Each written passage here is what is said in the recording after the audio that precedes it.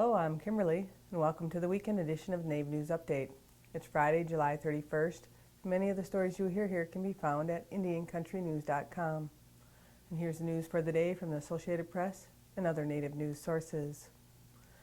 The Standing Rock Sioux Tribe voted to banish and exclude any individual 18 or older caught selling methamphetamine, heroin, or other drugs on the Standing Rock Reservation.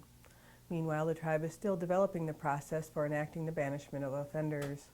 The Cheyenne River Sioux Tribe in South Dakota earlier this month moved to disenroll and banish for life anyone convicted of dealing with meth on their reservation.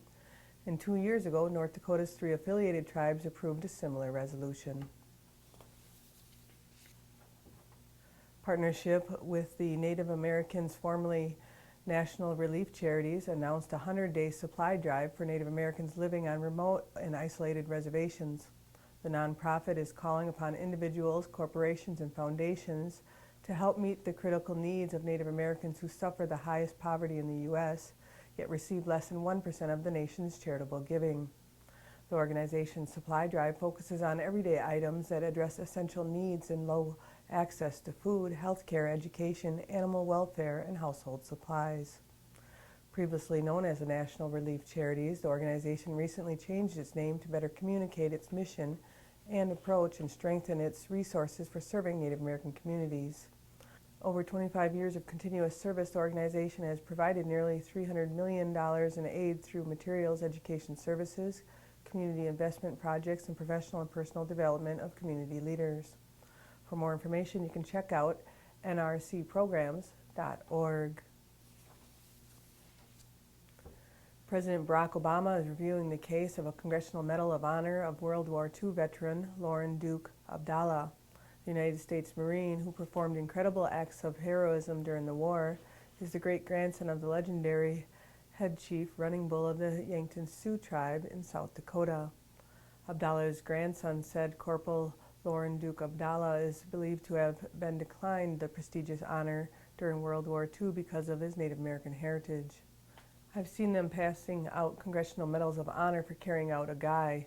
I carried 3 guys out under machine gun fire 3 different times, recalled a very passionate Abdalla. However, despite Abdalla's heroic actions and honorable discharge from the United States Marine Corps on February 28, 1947, he has yet to be recognized for his valiant efforts, nor has he received the distinctive honor. To learn more about Abdalla, go to DonnaKingAuthor.com. Scottsdale Community College, the only public 2-year college that's on an Indian reservation, will build a center devoted to Native American culture. The college is planning the Indigenous Scholars Institute, which will likely open in the spring of 2018. The institute will be a gathering space with room for art and performances as well as a library, which is on the Salt River Pima-Maricopa Indian community. Candice Romero, the media relations manager for the Salt River Pima-Maricopa Indian community, said tribal leaders are happy that the institute will be built. According to Variety Online, HBO greenlit the miniseries Lewis and Clark from executive producers Edward Norton, Brad Pitt, Tom Hanks, Dee Dee Garner, and Gary Gottsman. Based on the book Undaunted Courage by Stephanie Ambrose, the 6-hour historical drama follows the journey of the Corps of Discovery and its captains, Lewis and Clark, on their mission to deliver President Thomas Jefferson's message of sovereignty as they search for the fabled all-water route to the Pacific. Lewis and Clark tells the story of America's first contact with the land and native tribes of the countries west of the Mississippi River. Production is expected to begin this summer. And that's the latest roundup of news from Indian Country on this edition of the NAVE News Update. I'd like to thank you for joining me, and have a grand day.